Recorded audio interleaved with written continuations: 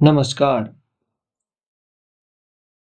दर्शनको पोडकास्ट अन्तर्गत योग दर्शनको द्वितीय एपिसोडमा यहाँहरूलाई स्वागत छ। हामीले योग दर्शनको पहिलो एपिसोडमा कसरी मन, बुद्धि र अहङ्कार मय चित्तको फरक फरक 5वटा वृत्तिहरू हुन्छन् भनेर जान्यौं। ती 5वटा वृत्तिहरू हुन् प्रमाण अर्थात् जस्ताको तस्तै ज्ञान गर्नु, विपर्यय अर्थात् विरोधी ज्ञान गर्नु, उल्टो ज्ञान गर्नु, विकल्प दुईटै हो कि होइन भनेर ठ्याक्कै छुट्याउन नसक्ने ज्ञान गर्नु, निद्रा अर्थात् निद्राको अवस्थामा जानु र स्मृति अर्थात् केही कुरा याद गर्नु।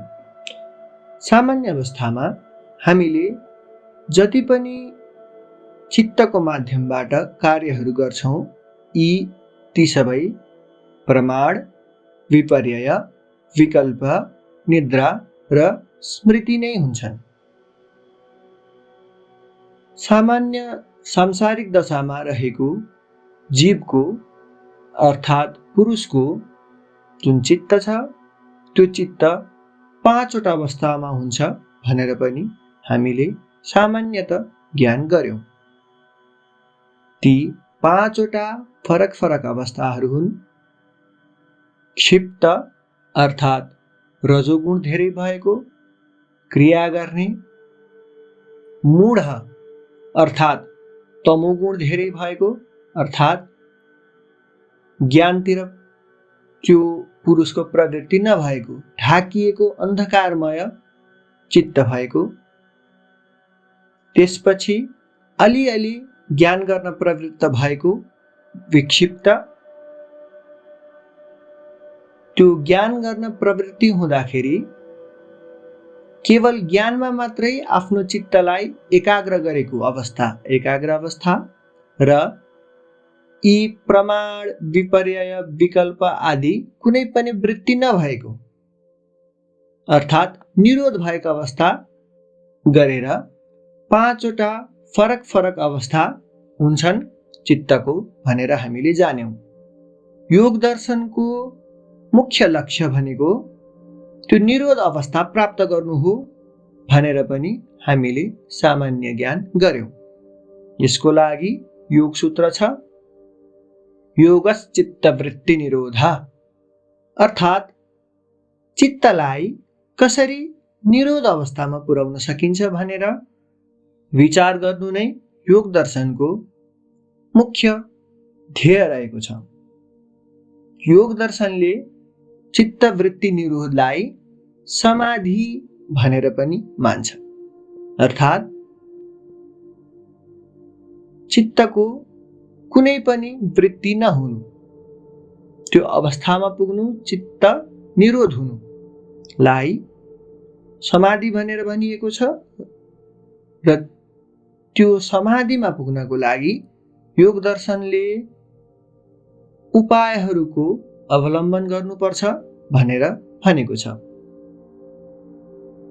सांसारिक दशामा प्रवृत्त भएको पुरुषको रुचि बेग्ला बेग्लै हुन्छन्।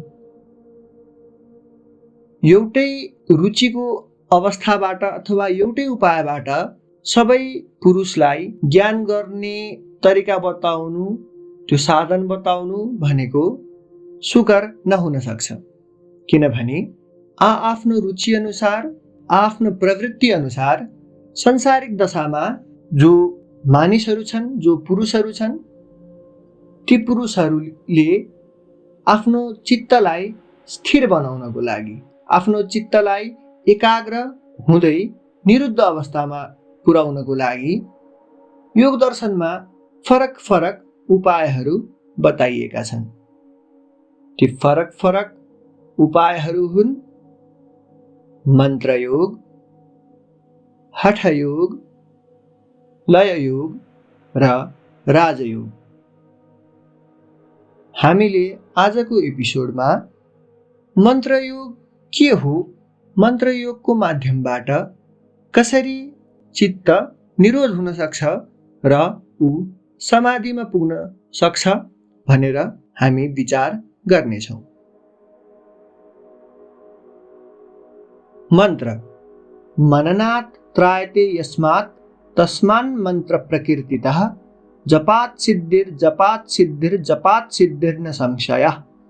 अर्थात् मन्त्र भनेको त्यस्तो शब्द राशि हो जसको निरन्तर जप गर्दाखेरि, निरन्तर त्यसको अर्थको भावना गर्दाखेरि, त्यसैमा मात्रै आफ्नो चित्तलाई लीन गराउँदाखेरि जसले हामीलाई रक्षा गर्छ, जसले हामीलाई त्राण गर्छ।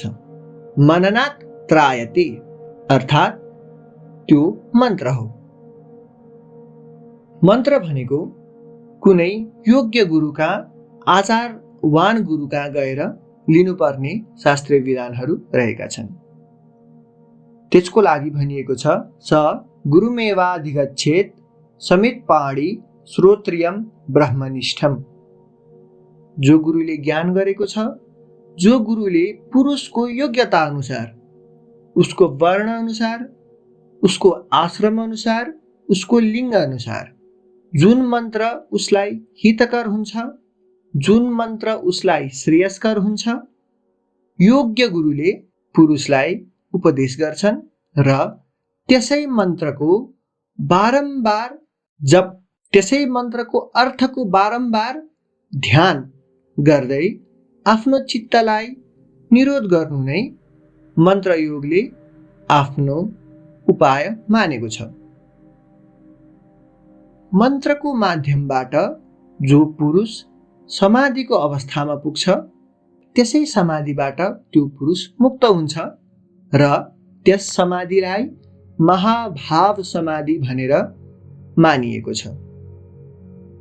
मन्त्रमा विशेषतः 3 चिज रहेका हुन्छन्। एउटा त्यसको देवता हुन्छ, अर्को त्यसको छन्द हुन्छ र अर्को त्यसको ऋषि हुन्छ। यो मन्त्र कुन चाहिँ देवताको हो, कुन छन्दमा रहेको छ र कुन ऋषिले देखेका हुन् यो मन्त्र भन्ने कुरा मन्त्रमा ज्ञान भइसकेपछि त्यस अनुसार मन्त्रको जप गर्ने विधानहरू रहेका हुन्छन्। यी सबै कुरा योग्य गुरुको माध्यमबाट पुरुषले थाहा पाउनुपर्छ। मन्त्र योगको माध्यमबाट कुनै पनि साधकले आफ्नो प्रिय देवताको ध्यान गरेर आफ्नो चित्तलाई स्थिर गराउन सक्छ। यसको लागि योग सूत्रमा भनिएको छ तस्य वाचकः प्रणवः, अर्थात् त्यो ईश्वर तत्त्वको वाचन गर्ने अर्थात् त्यसलाई बुझाउने, त्यसको अर्थलाई भन्ने प्रणव हो, ओम हो। त्यस्तै योग सूत्रको पहिलो अध्यायको 28औं पादमा भनिएको छ तज्जपस् तदर्थ भावनम, अर्थात् ओम यो मन्त्रको जप गर्नु, त्यो मन्त्रले कसलाई बुझाउन खोजेको छ, कुनै भावना गर्नु। त्यसका माध्यमबाट कुनै पनि पुरुष मन्त्र योगको अवस्थामा पुग्छ, महाभाव समाधिको अवस्थामा पुग्छ। अब हामी ओमकार बुझ्नतिर जाउँ। मुख्य मन्त्र ओम नै हो। ओमको बारेमा वेदमा पनि अत्यन्त विचार गरिएको छ।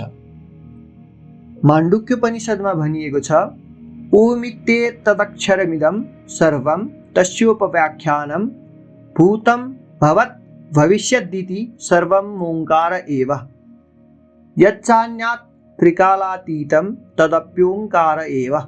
अर्थात् ओम इत्यक्षरमिदं सर्वं, ओम यो नाश हुने चिज होइन, यो भूतकालमा पनि थियो अहिले पनि छ र भविष्यमा पनि रहनेछ। यो न कालले बाँधिएको छ न देशले बाँधिएको छ। सबै संसार नै ओम हो, ओमबाट नै संसार आएको छ भनेर माण्डुक्य उपनिषदले भनेको छ। ओमकारबाट नै हाम्रो देवनागरी वर्णमालाका सबै शब्दहरू पनि आएका छन्। भगवती अन्नपूर्णाको स्तुतिमा भनिएको छ, आदिक्षान्त समस्त वर्णनकरी शम्भोस्त्री भावाकरी, अर्थात् अदेखि क्षसम्म जति पनि स्वर वर्ण र व्यञ्जन वर्ण हाम्रो वर्णमालामा छन् ती सबै ओमकारकै स्वरूप हुन् र तिनीहरू पनि मन्त्र स्वरूप नै हुन्। हाम्रो देवनागरी वर्णमालामा जति पनि अ आ इ ई र क ख ग घ आदि जति वर्ण छन् ती सबै ओमकारबाटै आएका हुन्, ती सबै मन्त्र स्वरूप नै छन्। यहाँ विचारणीय कुरा के छ भने हामीले उच्चारण गर्ने प्रत्येक शब्द मन्त्रमय छन्। हामीले उच्चारण गर्ने प्रत्येक शब्दमा मन्त्रको शक्ति रहेको छ। तज्जपस् तत् अर्थ भावनम, त्यसको जप र त्यसको अर्थको भावना गर्न सकेमा प्रकृति, पुरुष र ईश्वर तत्त्वलाई बुझ्न सक्छौँ। त्यसमा पनि मन्त्रयोगमा मन्त्रको माध्यमबाट समाधिको दशामा, योगको दशामा पुग्ने भएको हुनाले विशेषतः शब्दहरूको, वर्णहरूको प्रयोग आएको देखिन्छ। हामीले सामान्य रूपमा संसारलाई पनि शब्दको माध्यमबाट बुझ्छौँ। त्यो शब्दसितै सम्बन्धित भएर आउने अर्थको माध्यमबाट बुझ्छौँ। यसरी सारा संसारलाई नै हामीले शब्दको माध्यमबाट बुझ्ने भएको हुनाले हामीले यसैबाट नै सारा संसारलाई बुझ्न सक्छौँ। ओमकारको अर्थात् त्यो प्रणवको जप गरेर मन्त्रयोगमा पुग्न सकिन्छ। मन्त्रयोगले ओमकारको जप गर्न विधान गरेको छ। तर सामान्य दशामा रहेको मानिसको मन चञ्चल रहेको हुन्छ। त्यो चञ्चल मनलाई एकैचोटि मन्त्रको माध्यमबाट मात्रै निरोध गर्न हम्मे नै पर्छ। जगतको, संसारको दशामा अडिहेर रहेको पुरुषलाई उसको चित्तलाई स्थिर गराएर, एकाग्र गराएर निरोध अवस्थामा पुर्याउनु भनेको कष्टसाध्य काम हो। त्यसको लागि फरक फरक प्रस्थानहरू, फरक फरक पाइलाहरू चाल्न आवश्यक छ। त्यसलाई कला पनि भनिन्छ। जस्तै चन्द्रमाको 16वटा कला हुन्छन्। प्रतिपदादेखि पूर्णिमासम्म जान्छ र फेरि पूर्णिमाबाट अमावास्यासम्म प्रतिदिन एकको हिसाबले बढ्दै र घट्दै जान्छ। त्यसरी नै मन्त्रयुगमा पनि 16 कला मानिएका छन् र 15वटा अङ्गहरू मानिएका छन्। ती अङ्गहरू हुन्, पहिलो भक्ति। आफ्नो मन्त्रमा कुन चाहिँ देवताको विधान गरिएको छ, कुन चाहिँ देवता आफूलाई इष्ट छन्, ती देवताप्रति सुरुमा भक्ति हुन आवश्यक छ। त्यो मन्त्रयुगको प्रथम अङ्ग हो। भक्ति भइसकेपछि शुद्धि हुन आवश्यक छ। पुरुषको शरीर, मन, दिक र स्थान अर्थात् उसको आफ्नो शरीर पनि शुद्ध हुनु पर्यो, मन उसको शुद्ध हुनु पर्यो र ऊ बस्ने स्थान र वरिपरिको वातावरण शुद्ध हुनुपर्छ। त्यसै कारणले शुद्धि भनेको मन्त्रयुगको द्वितीय अङ्ग हो। त्यसपछिको अङ्ग हो आसन, अर्थात् कुनै स्थानमा सुखले स्थिर भएर रहनु आसन हो भने चतुर्थ अङ्गमा पञ्चाङ्ग मानिएको छ। अर्थात् गीता, सहस्रनाम, स्तव, कवच र हृदय आदि स्तोत्रहरूको पाठ गर्नु, जप गर्नुलाई पञ्चाङ्ग भनिएको छ। त्यो भइसकेपछि आफ्नो आचारमा शुद्धि पुर्याउनु पर्ने देखिन्छ। एउटा डिसिप्लिनमा रहेर, एउटा नियममा बाँधिएर एउटा आचारलाई आफ्नो जीवनमा उतार्न आवश्यक देखिन्छ। त्यसपछि धारणा अर्थात् देशबन्धस् चित्तस्य धारणा भनेर योग सूत्रमा भनिएको छ। चित्तलाई कुनै एउटा चिजमा स्थिर गराएर राख्नु, त्यसैमा बाँधेर राख्नु भनेको धारणा हो। त्यो धारणा बाहिर आफूभन्दा बाहिर रहेको पदार्थमा गरियो भने त्यसलाई बाह्य धारणा भनिन्छ भने आफ्नो भित्रको मनभित्रको चित्तभित्रको पदार्थमा स्थिर विचार राख्नुलाई अन्तर्धारणा भनेर भनिन्छ। आफ्नो चित्तलाई स्थिर राख्न सकिसकेपछि त्यसपछि प्राणायाम गर्नुपर्छ। प्राणायामको माध्यमबाट आफ्नो श्वास प्रश्वासको गतिलाई नियन्त्रण गर्नुपर्छ। प्राणायाम पछि मुद्रा अर्थात् फरक फरक अङ्ग प्रत्यङ्गको आधारबाट देवतालाई बुझाउनु, देवतालाई चिनाउनु भनेको मुद्रा हो। त्यसपछि मुद्रा गर्नुपर्छ। त्यसपछि तर्पण अर्थात् देवता पितृहरूलाई जल चढाउनुपर्छ। हवन अर्थात् अग्निमा चरु आदिको हवन गर्नुपर्छ। त्यसपछि बलि चढाउनुपर्छ। बलि अर्थात् आत्मबलि, आफूलाई नै चढाउनुपर्छ। ईश्वरमा आफूलाई समर्पण गर्नुपर्छ। आत्मबलि सबैभन्दा श्रेष्ठ हो।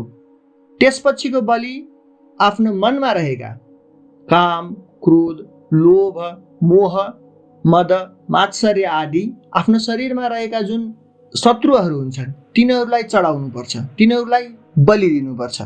त्यो द्वितीय बलि हो भने अन्नहरू चढाउन सकिन्छ। अन्नको बलि तृतीय बलि हो। दही, अक्षता, चामल आदिको पनि बलि हुन सक्छ। कुनै कुनै यज्ञमा पशु बलिको पनि विधान पाइन्छ। त्यस्तै यज्ञ गर्नुपर्छ, याग गर्नुपर्छ। त्यो भनेको आफ्नो मनमा पनि गर्नुपर्छ र बाहिर पनि गर्नुपर्छ। अन्तर्याग र बहिर्याग।